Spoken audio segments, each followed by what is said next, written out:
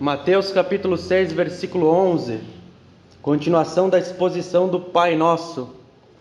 Mateus capítulo 6, versículo 11, amém? Amém. Assim diz a palavra do Senhor: dá-nos hoje o nosso pão de cada dia. Glória a Deus. Vocês então que acompanham conosco há mais tempo aqui, vocês sabem do que se trata, vocês sabem que nós estamos expondo trecho a trecho, versículo a versículo, ponto a ponto, da instrução de Jesus sobre a nossa oração. Esta não é a oração de Jesus. A oração de Jesus está lá em João 17, a qual ele ora em favor da sua igreja. Essa é a oração que ele ensinou para nós. Porque de fato não é a oração de Jesus. Jesus não precisa pedir perdão, Pai, perdoa as minhas dívidas. É Jesus santo.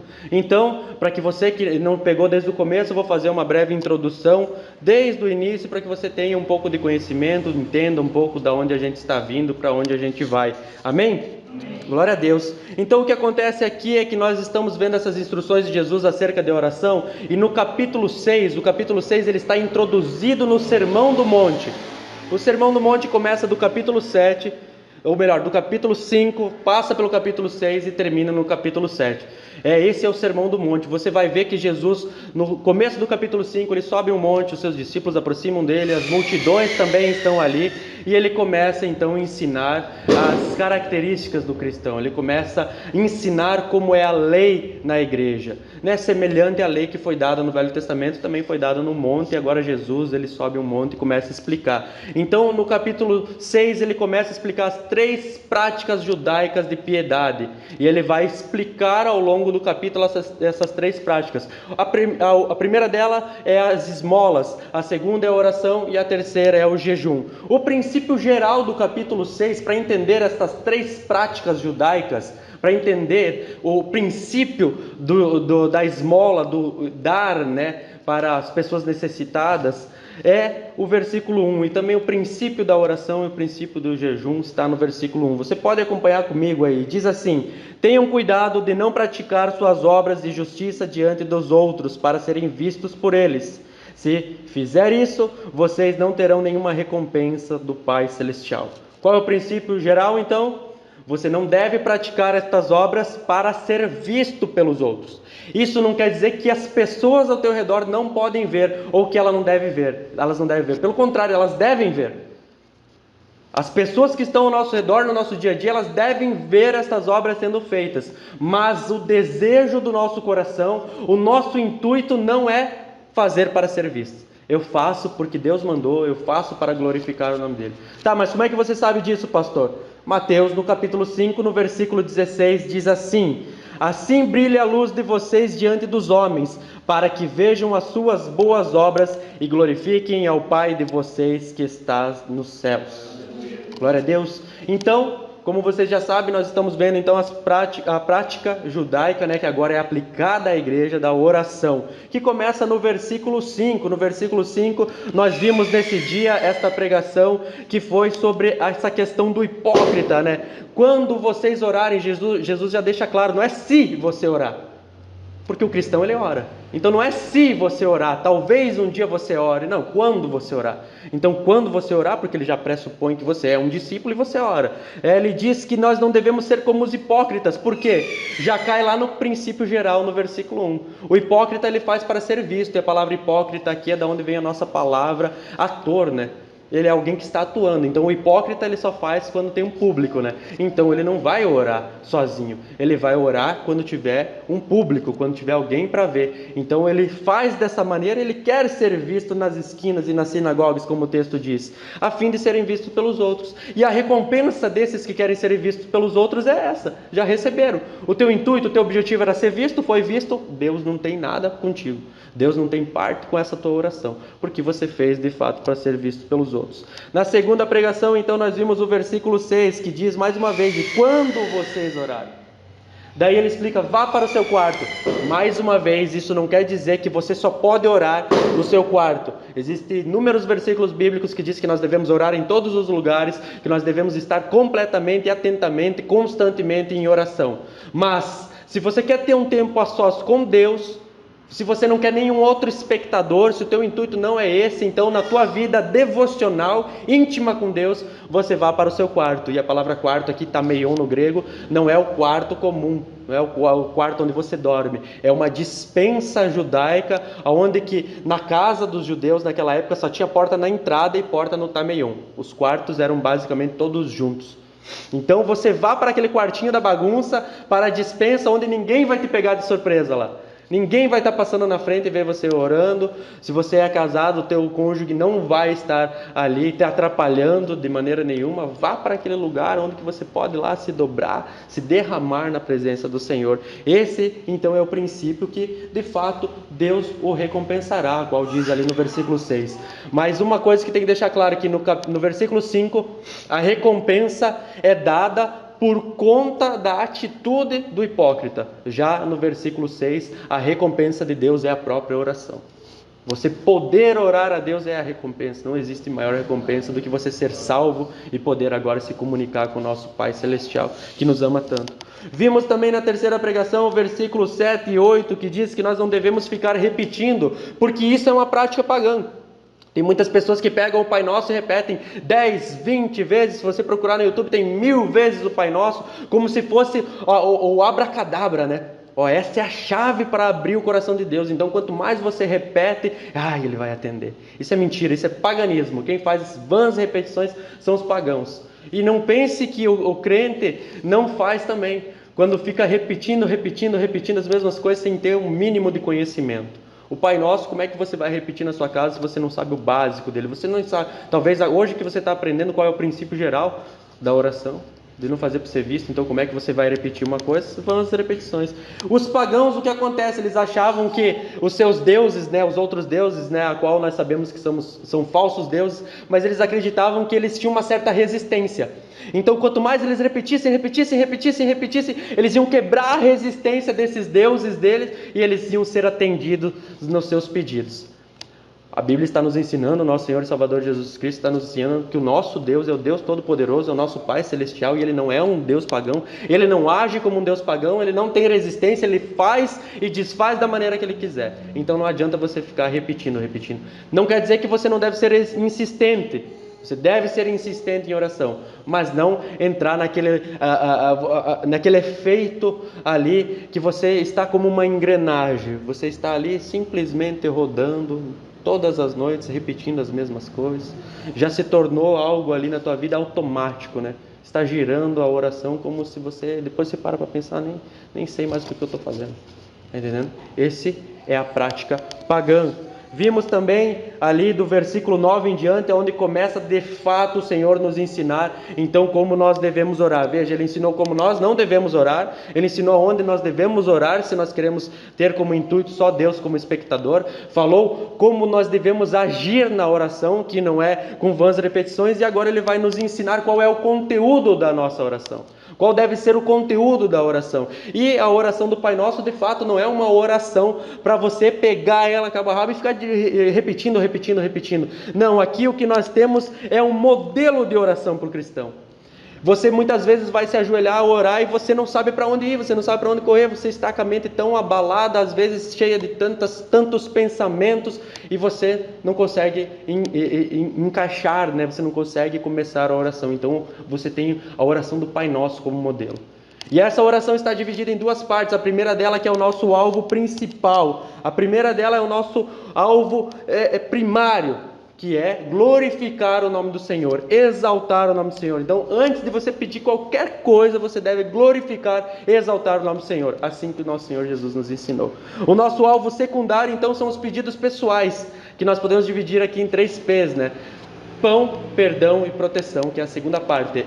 O nosso pessoal, interceder por pessoas, também, né? A gente faz isso na oração, isso é secundário. Primeiro glorificar e exaltar o nome do Senhor. E veja que interessante, né? O Senhor, Ele nos dá o conteúdo da oração. Vimos então, na primeira parte do versículo 9, que foi a 4ª pregação, que diz assim: vocês orem assim. Vimos esse trecho. Quando Jesus ele nos ensina, vocês orem assim, Ele está nos dizendo, está nos direcionando que Deus tem uma oração aceitável. Que não é da qualquer maneira que você pode chegar na presença de Deus. Que não é com qualquer palavra que você pode chegar na presença de Deus. Vocês orem assim, vocês. os discípulos que estavam ali perto, a multidão estava ao redor olhando, mas você que é meu discípulo, ore assim. Essa é a maneira de orar. Então, ele começamos a quinta pregação vendo a outra parte, que é o Pai Nosso. Se você quiser entender mais sobre isso, vá lá no YouTube, no canal do ministério, vai estar lá as exposições até a 10ª pregação, que foi onde nós vimos. Hoje vamos para a 11ª. Entendemos então nesse dia que o destinatário da nossa oração é o nosso Pai. E não é mais o meu Pai. Eu estou orando em secreto sozinho, mas é o nosso Pai. Eu estou orando reunido como igreja, mesmo estando sozinho na nossa casa. Porque nós somos um corpo. Então tudo que a gente faz em secreto reflete no corpo de Cristo, reflete na nossa comunhão, reflete no nosso culto ao Senhor. Entendemos então que nós podemos chamar Deus de Pai por causa do sacrifício de Cristo na cruz do Calvário. Aqueles que receberam a fé de Deus sobre as nossas vidas, então agora podemos chamar Deus de Pai porque nós cremos em Jesus Cristo. Ele é o Filho original de Deus e nós somos filhos adotivos. Por causa dele, Deus nos adotou como filhos. Entendemos que muitas vezes nós não sabemos ou não gostamos de orar, não queremos orar, porque nós não entendemos que Deus é nosso Pai. Porque quando nós entendemos a paternidade de Deus, você quer ficar perto dele. Você quer ficar perto dele. A maneira de eu ficar perto dele é estar em oração, eu quero orar. Então quando a gente entende, eu amo a Deus e ele me ama. Não tem como eu amar a Deus e não querer conversar com ele. Não querer estar próximo dele e íntimo dele. Amém? Vimos então na 6ª pregação a 3ª parte do verso 9, que diz assim, que estás nos céus. Mas qual a importância tem isso, entender que estás nos céus? Nós entendemos então que a terra foi, lá no Gênesis, né? Deus fez terra e céus, terra no singular e céus no plural. Quando nós entendemos isso, nós entendemos que Deus é um Pai celestial, Ele está acima de todo, Ele não vai falhar conosco como os nossos pais terrenos talvez falharam. Nós não podemos refletir em Deus a paternidade que nós tivemos ou não tivemos nessa terra. E quando nós oramos que estás no céu, nós sabemos que o nosso tesouro está guardado no céu, que nós temos uma esperança transcendente, que por mais que nós venhamos sofrer nessa terra, nós um dia vamos morar com o Senhor nos céus. Isso nos faz lembrar de que nós temos uma morada celestial. Vimos também na 7ª pregação a 4ª parte do verso 9, que diz, santificado seja o teu nome. E a grande maioria das pessoas não entendem nem um pouco do que significam essas palavras que eu venho repetindo até agora. Mas gostam de repetir o Pai Nosso, mas não sabem que é santificado seja o teu nome. Como que Deus, que é santo, que o nome dele é santo, santo, santo, nós podemos orar, santificado seja o teu nome. A questão aqui é que com a nossa atitude diária, nós fazemos com que o nome de Deus seja blasfemado. Se as nossas atitudes forem ruins, o nome dele vai ser blasfemado pelas pessoas lá fora. O nome de Deus vai ser envergonhado. Mas se as nossas atitudes forem condizentes com a Escritura, o nosso testemunho for bom, for correto, então o nome do Senhor será santificado através das nossas vidas. Então a nossa índole, a nossa atitude cristã vai fazer com que o nome de Deus seja glorificado. 8ª pregação, primeira parte do verso 10, que diz, venha o teu reino. Entendemos nesse dia que o reino de Deus veio com a vinda de Jesus. Por que nós oramos ainda venha o teu reino? Isso significa a expansão da igreja, a expansão da obra missionária. Quando nós oramos, venha o teu reino, nós estamos pedindo a Deus, faz com que a tua igreja cresça. Mas quando nós nos ajoelhamos para orar, nós temos que levantar para cumprir, né? Para que o nome do Senhor seja santificado e a igreja dele cresça. Pois é, através das nossas vidas. Vimos também a 2ª parte do verso 10 que diz, seja feita a tua vontade. Deus tem duas vontades, a vontade decretiva e a vontade permissiva. Nesses dias entendemos essas vontades de Deus. Deus permite algumas coisas, Ele nos dá mandamentos, Ele permite que a gente quebre. Mas os seus decretos, a vontade decretiva, se Deus diz que vai acontecer e nada pode mudar. A Bíblia diz, e agindo eu, quem impedirá? Nada pode mudar os decretos do Senhor. Nada pode nos tirar da mão do Senhor uma vez que Ele salvou. É decreto, Ele não volta atrás, Ele não muda. Nosso Deus não é homem para que minta, nem filho do homem para que se arrependa, a palavra de Deus diz.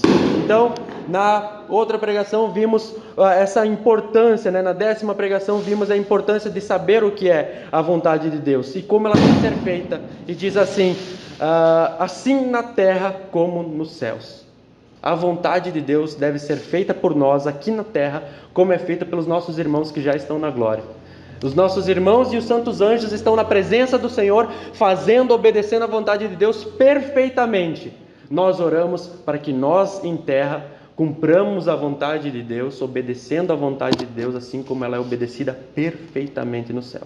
E um dia Jesus vai voltar para completar tudo isso. Hoje nós vamos entrar então na segunda parte da oração do Pai Nosso, que é os nossos pedidos secundários, a qual vocês já viram no versículo 11. E o título dessa pregação é Completamente Dependente de Deus. Amém ou não? Glória a Deus ou não? Sigam comigo então a primeira parte do versículo aí. Vamos compartilhar alguns textos também hoje para que vocês venham entender cada vez mais isso. Amém? Glória a Deus. Primeira parte do versículo diz assim: dá-nos hoje. Vocês se lembram do versículo 10, o versículo anterior, a qual nós acabamos de falar, que diz assim: venha o teu reino. Mas enquanto o reino não vem, nós estamos vivendo nessa terra. E qual deve ser a nossa atitude diária aqui? Além do que já foi dito, além do que nós já vimos aqui. Enquanto o reino não vem, nós temos que entender que tudo o que nós temos e tudo o que nós somos vem de Deus.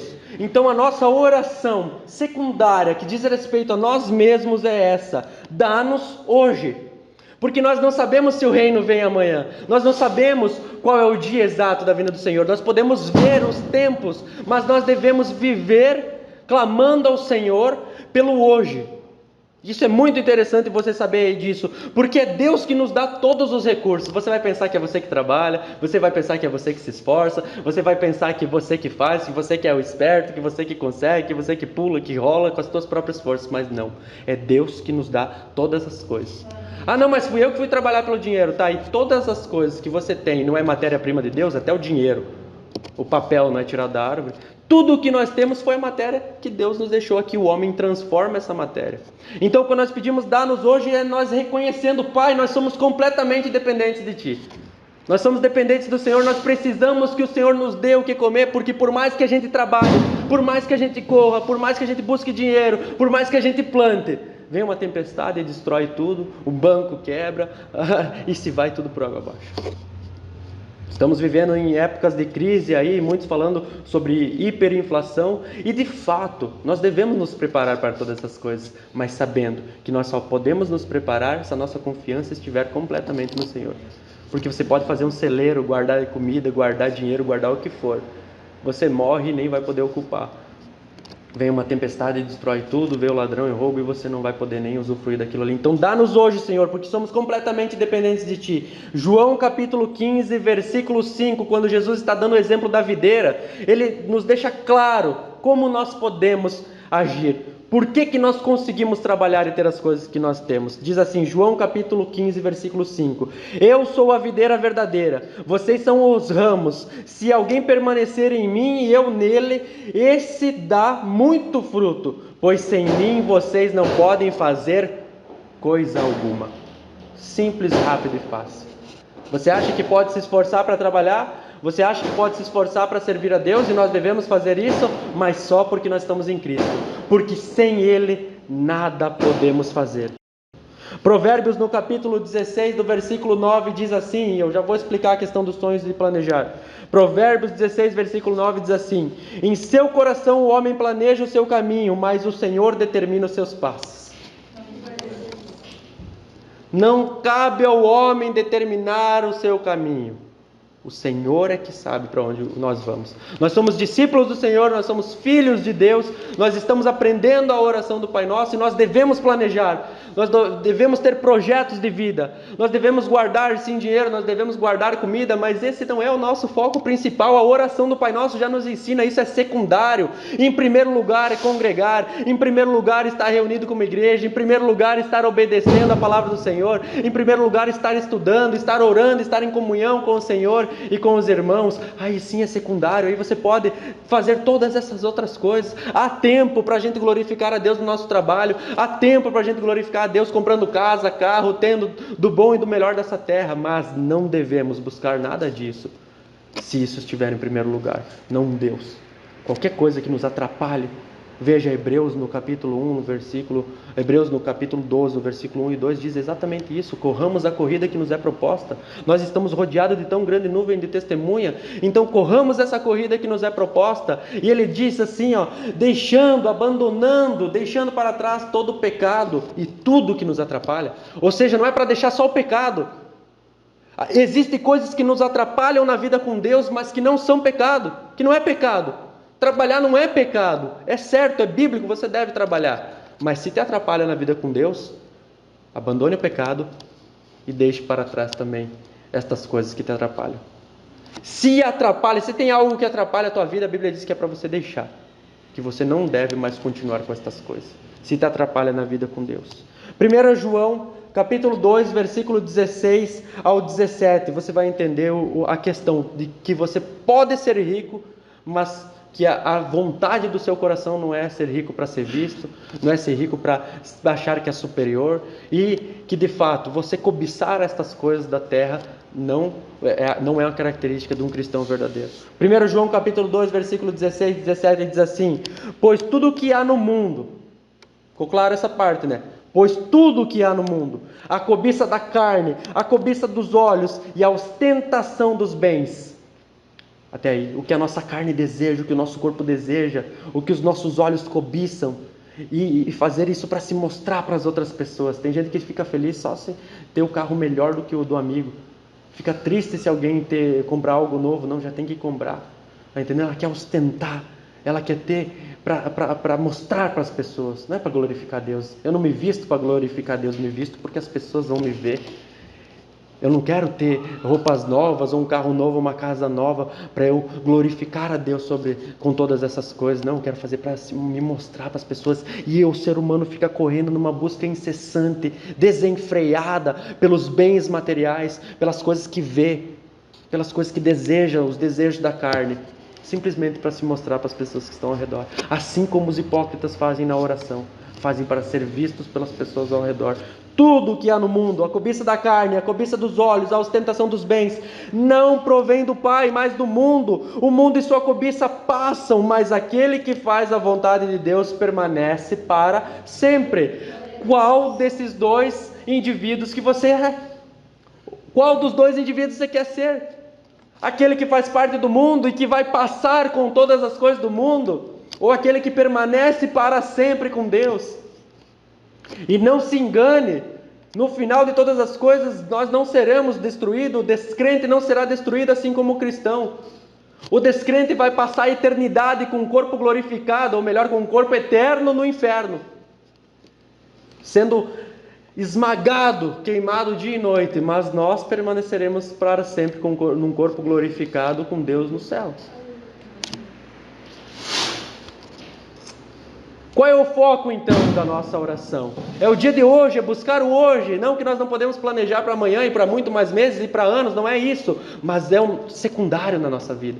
Fazer a vontade de Deus é primário, porque quando você está em oração pelo hoje, se amanhã tudo acabar, se amanhã for tudo destruído, está tudo certo. Eu estou esperando a vinda do reino do Senhor, eu estou esperando a vinda do Messias, por isso eu oro hoje. Dá-nos hoje, Senhor, o pão nosso de cada dia, ou o nosso pão de cada dia. E veja que interessante, é o sustento básico. O pão para o judeu era o sustento básico. Hoje nós poderíamos dizer carne, né? A nossa carne de cada dia, ou se fosse numa tribo indígena seria mandioca, né? A tapioca, entendendo que é o alimento básico para eles. Naquela época o alimento básico era o pão. Então nós oramos para o Senhor pedindo o nosso sustento básico, e mais que isso, nós pedimos para o Senhor a capacidade de trabalhar e conseguir o sustento básico, agora que nós sabemos que até o nosso trabalho, as nossas forças, tudo provém do Senhor. Então Deus nos dá a possibilidade, nos dá a dignidade, assim como dizem em Provérbios, que eu não tenha pouco, para que eu não venha me tornar um ladrão, mas que eu não venha ter muito para te abandonar, Senhor. E assim, ó, Deus está com um compromisso conosco, com o básico. Você pode ter do bom e do melhor, mas será que é tão necessário assim? Às vezes eu olho para o guarda-roupa e falo, umas 7 camisetas? Para que eu preciso de 7 camisetas, gente? Eu não ando com 7 camisetas. Volte e meia, vamos juntar a sacola aí e vamos passar para frente isso daí. Eu não preciso de tanta coisa. Para que eu preciso de tanta coisa assim? Por que a gente vai correr tanto atrás dessas coisas? O pão nosso de cada dia é o básico, não se refere só à comida, mas o básico para a nossa sobrevivência. Por isso que o cristão tem que se dobrar muito em oração nessas épocas de crise, que muitos estão desempregados, muitas pessoas estão sofrendo. Senhor, a tua igreja está clamando a ti, orando ao Senhor. Pai, eu não quero te envergonhar, eu quero santificar o teu nome, eu não quero envergonhar o Senhor. Então, Pai, não permita, Pai, que eu não tenha dinheiro para pagar as contas. Não permita, Pai, que eu não tenha o pão de cada dia, para que o teu nome não seja envergonhado. E muitas vezes, nós somos orgulhosos, nós não queremos contar para os irmãos que nós estamos passando necessidade. E sim, muitas vezes a providência do Senhor vai vir nas nossas vidas, através da vida dos nossos irmãos, que são mais favorecidos financeiramente. É mandamento do Senhor para a igreja. 1 Timóteo capítulo 6, versículo 17 e 18. Primeira carta do apóstolo Paulo ao discípulo amado Timóteo, no capítulo 6, versículo 17 e 18, diz assim, olha só, é mandamento, é ordem.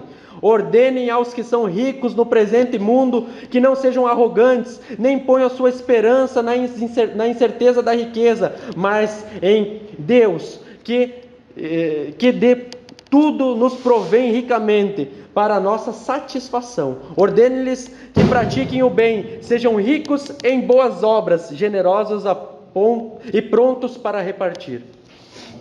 Não é a sobra, não. E prontos para repartir a sobra. Não, é para repartir os bens. Prontos para repartir os bens. Não, se sobrar, não, Senhor. Está aqui, ó. Eu faço um compromisso com o Senhor. Se sobrar, eu faço. Deus não está pedindo sobra, não. Deus nunca pediu sobra.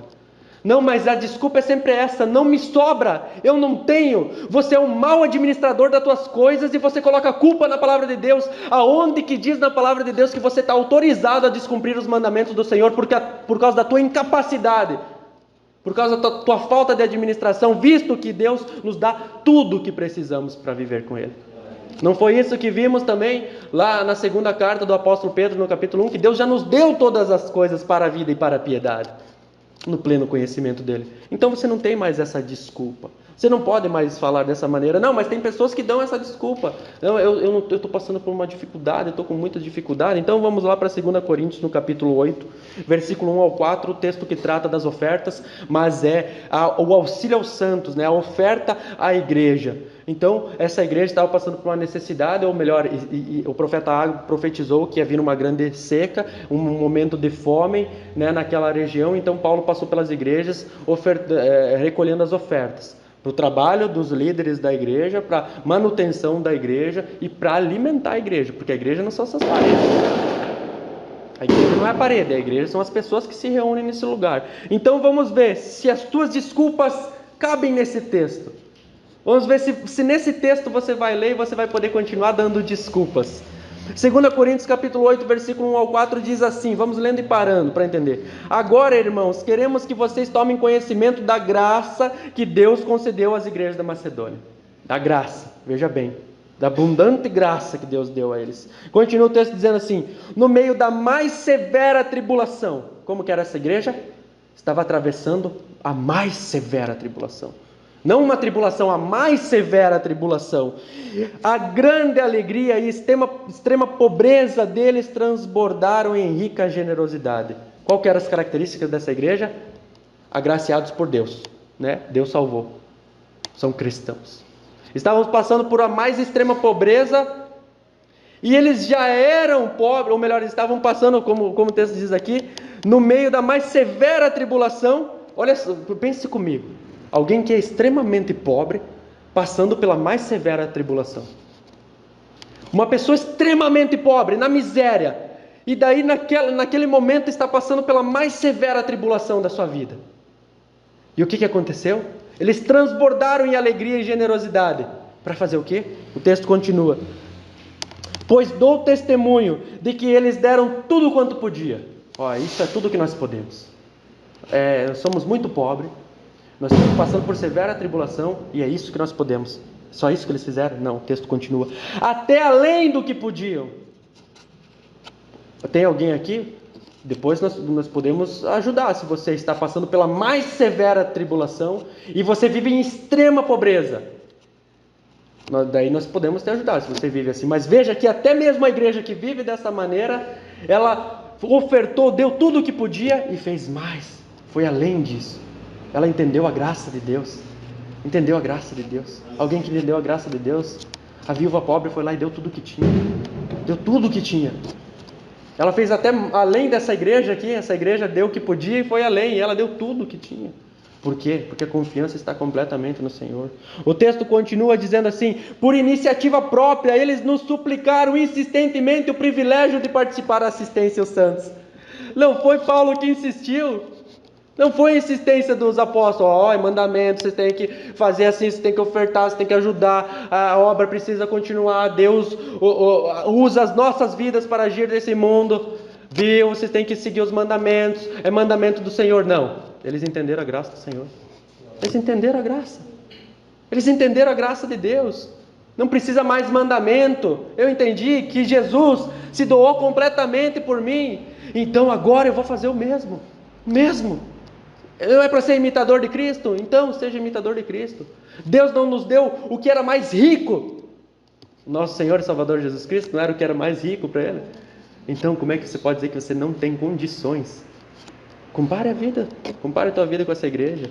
Aonde que está aqui dizendo nesse texto que você está autorizado a descumprir os mandamentos do Senhor por causa da tua irresponsabilidade, por causa da tua falta de administração? A Bíblia diz que já Deus nos deu todas as coisas e não nos falta nada. Olha só que interessante, Deus ele coloca recursos nas nossas mãos, assim como por mais que essa igreja estava passando por grande dificuldade, os recursos que Deus colocou nas mãos delas eram de Deus. Então quando o homem do Senhor, os apóstolos vieram e falaram com essa igreja, homem de Deus, estou falando de homem de Deus de verdade, né? Não esses mentirosos aí fora, que manipulam a palavra do Senhor, homens de Deus de verdade. Então clamaram a essa igreja e essa igreja insistentemente pediu para participar. Não é assim, ó, eu não estou ajudando, não é eu que estou dando, eu estou participando dessa assistência, mas é honroso.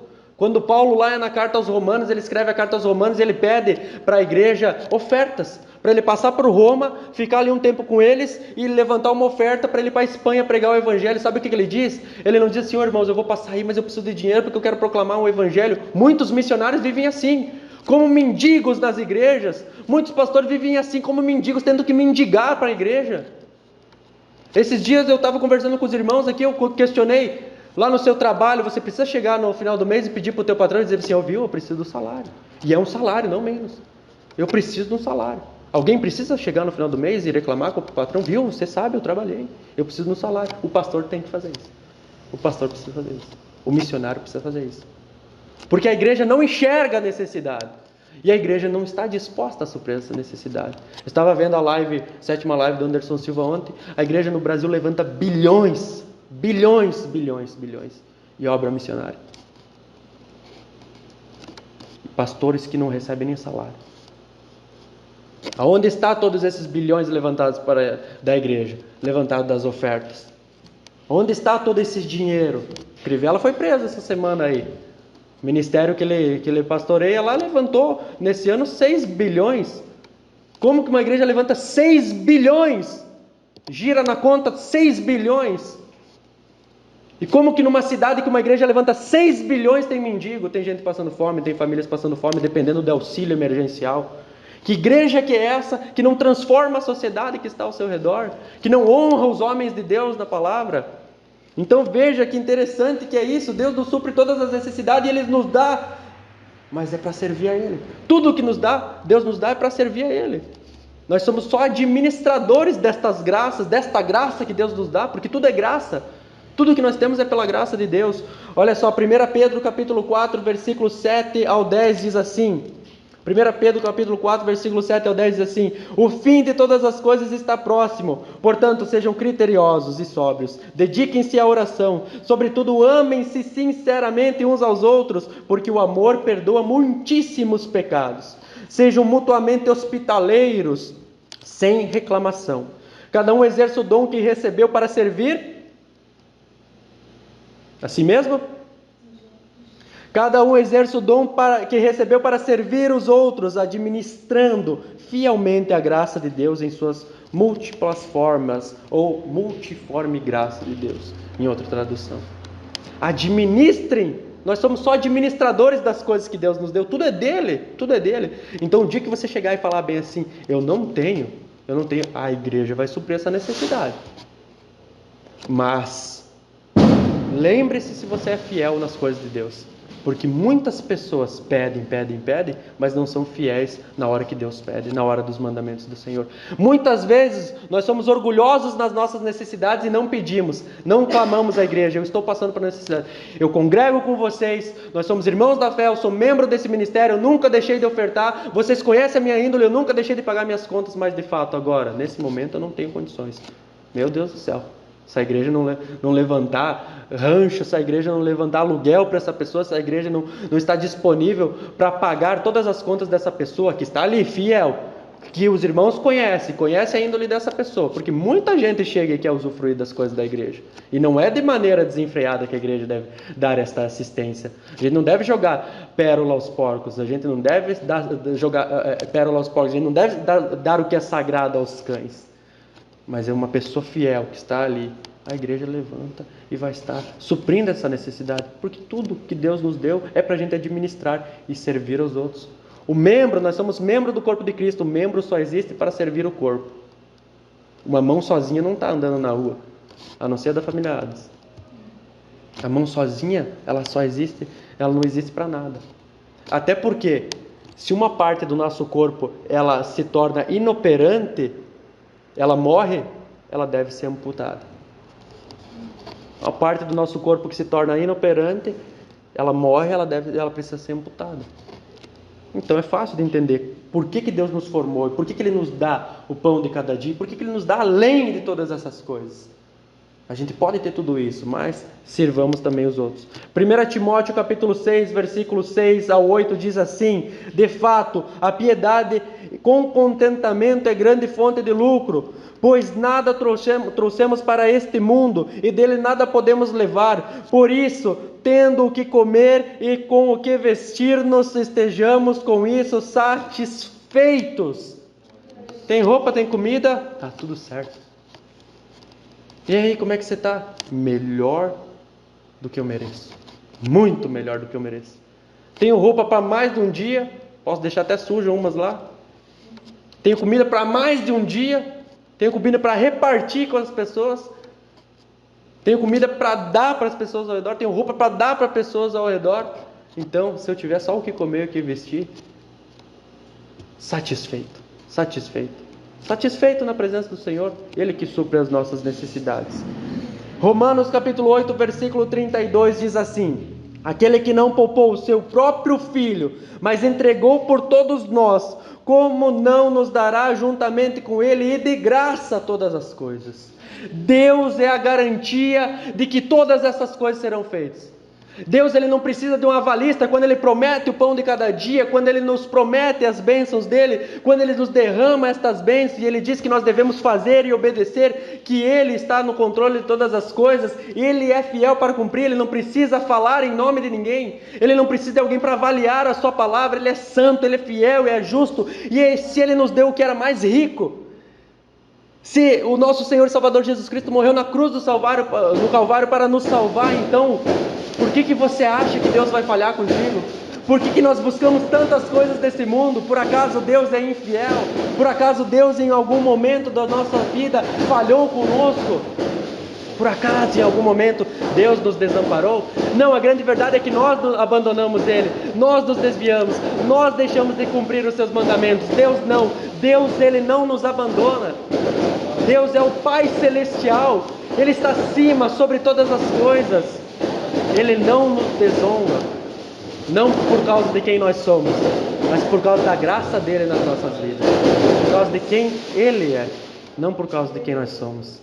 E hoje nós estamos aqui às vésperas da data a qual a igreja separou para celebrar o nascimento do nosso Senhor e Salvador Jesus Cristo. E a grande verdade é que não importa o que você tenha nessa terra, não importa o pão de cada dia, se nós não termos Jesus na nossa vida, nada mais interessa, nada mais importa. O nosso alvo principal é servir a Deus, é ter Cristo Jesus como nosso suficiente Salvador. Aí sim faz sentido ter todas essas coisas, não importa o pão material, se eu não tiver Jesus. E a palavra de Deus diz assim em João 6,48, João 6 ao 48, eu sou o pão da vida, O nosso Senhor e Salvador Jesus Cristo multiplicou os pães e os peixes, as pessoas comeram, as pessoas se fartaram, chegou a sobrar. Vocês conhecem a história. Aí o nosso Senhor e Salvador Jesus Cristo começa a proclamar o Evangelho.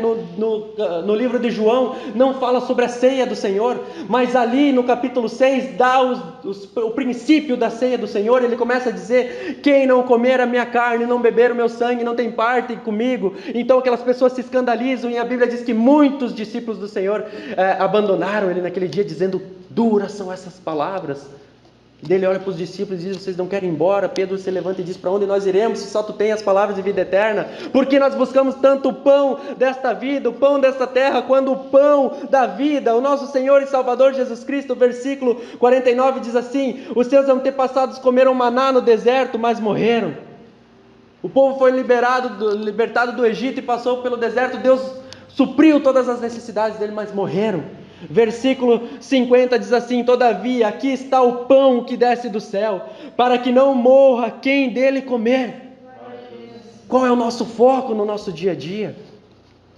Tantas coisas dessa vida, quando nós temos o pão da vida que desceu do céu, o nosso Senhor e Salvador, que há mais de 2000 anos atrás encarnou como homem, o Cristo ungido de Deus. Deus se fez carne e habitou entre nós. E amanhã é o dia que nós, com alegria, podemos estar celebrando o seu nascimento. Muitas pessoas focam nesse dia para falar do paganismo, muitas pessoas focam para falar das distorções sobre a história, mas nós somos cristãos e o nosso foco é glorificar e exaltar o nome do Senhor. O dia 25 de dezembro, ninguém sabe se foi o nascimento de Jesus, então ninguém pode dizer que não foi, porque se alguém dizer que não foi, precisa me provar. Ninguém sabe o dia, mas se a igreja, ao longo de 2000 anos, separou o dia 25, que nós façamos para a glória do Senhor. Como todos os outros dias, não vai ser nada diferente o dia 25 para mim, porque se no todos os outros dias eu vivo para glorificar o Senhor, amanhã só vou ter mais oportunidade para falar dele. Amanhã eu só vou poder fazer em grande escala o que eu já faço todo dia: exaltar, glorificar o nome do Senhor. O texto continua no versículo 51 dizendo assim: eu sou o pão vivo que desceu do céu. Se alguém comer deste pão, viverá para sempre. Este pão é a minha carne, que eu darei pela vida do mundo. Glória a Deus, aleluia. Santo é o nome do Senhor. Nós devemos nos lembrar, nós não podemos nos esquecer que Deus nos dá todos os recursos para nós ter uma vida piedosa, para viver uma vida para Ele. De Deus vem todos esses recursos, Deus que nos dá a força. Sem Ele nada podemos fazer. Nós precisamos nos lembrar que somos completamente dependentes do Senhor, e quando nós nos ajoelharmos para orarmos de maneira secundária, pedindo o pão nosso de cada dia, nós devemos saber que nós somos completamente dependentes dele. Nós devemos nos lembrar a cada oração que não é nós que estamos exigindo as coisas de Deus, nós estamos clamando, suplicando ao Senhor: Pai Celestial, eu sou totalmente e completamente dependente de Ti. Supre, Pai, as minhas necessidades básicas, não deixe que eu envergonhe o Teu nome, não deixe que eu escandalize a Tua igreja. Nada importa, nada mais importa, não importa se eu ter do bom e do melhor para comer nessa vida, se eu não ter o pão da vida que desceu do céu, o nosso Senhor e Salvador Jesus Cristo.